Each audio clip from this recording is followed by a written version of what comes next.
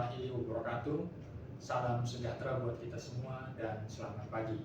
Perkenalkan, nama saya Ferdinand Makonda. Saya bekerja di sektor lingkungan hidup dan kehutanan di Nusa Tenggara Timur. Pada siang hari ini kita akan belajar terkait skema pengelolaan terumbu karang. Dan pokok bahasan yang akan kita bahas pada siang hari ini, yang pertama yaitu adalah pengertian terumbu karang, yang kedua ciri-ciri terumbu karang, yang ketiga mengapa kita perlu melakukan pengelolaan terumbu karang, yang keempat adalah strategi pengelolaan terumbu karang, dan yang terakhir adalah para pihak yang berperan dalam pengelolaan terumbu karang. Kita masuk pada pokok bahasan yang pertama yaitu adalah terumbu karang. Terumbu karang itu sebenarnya adalah kalsium karbonat yang dihasilkan oleh hewan bernama karang yang ada di struktur laut. Kemudian ciri-ciri terumbu karang yaitu yang pertama memiliki biodiversitas yang tinggi. Terumbu karang ini merupakan habitat bagi berbagai spesies laut, ikan, moluska, dan lainnya. Kemudian juga terumbu karang ini berada di lokasi daerah tropis. Terumbu karang terkonsentrasi di negara-negara yang memiliki tingkat penyinaran yang tinggi. Secara ekologis, terumbu karang merupakan tempat berlindung berbagai spesies laut, dan terumbu karang juga dapat berfungsi sebagai perlindungan pantai untuk melindungi pantai dari gelombang laut dan erosi ataupun abrasi. Selanjutnya, mengapa kita perlu melakukan pengelolaan terumbu karang? Terumbu karang di Indonesia memiliki luas yang sangat signifikan, yaitu lebih dari 75.000 km persegi atau sebesar 14% dari total terumbu karang yang ada di dunia. Secara ekonomis, terumbu karang memiliki nilai yang sangat fantastis. Valuasi ekonomi terumbu karang mencapai 1,6 miliar dolar per tahun. Jika dikelola dengan baik, maka tentunya akan memberikan dampak ekonomi yang sangat signifikan buat negara kita. Terakhir, terumbu karang terus mengalami penurunan akibat kerusakan.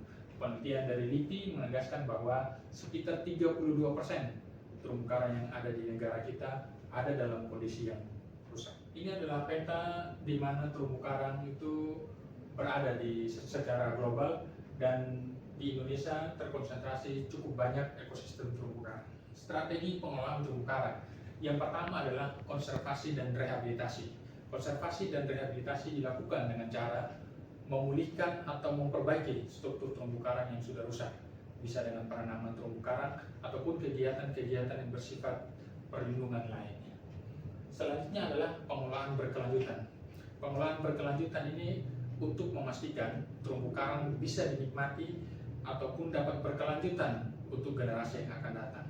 Skema-skema pengelolaan yang dapat dilakukan seperti pengelolaan ekowisata, kemudian pelibatan masyarakat lokal dalam pengelolaan pengembangan terumbu karang. Selanjutnya adalah edukasi dan penyuluhan. Edukasi dan penyuluhan ini menjadi penting untuk penguatan kelembagaan yang ada di sekitar pantai atau yang ada di sekitar ekosistem terumbu karang.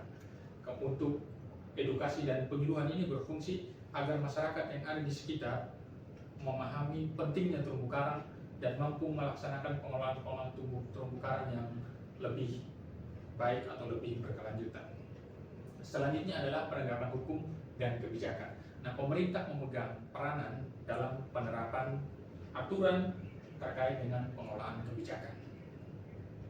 Selanjutnya peran-peran pihak terkait dalam pengelolaan terumbu karang. Yang pertama adalah pemerintah.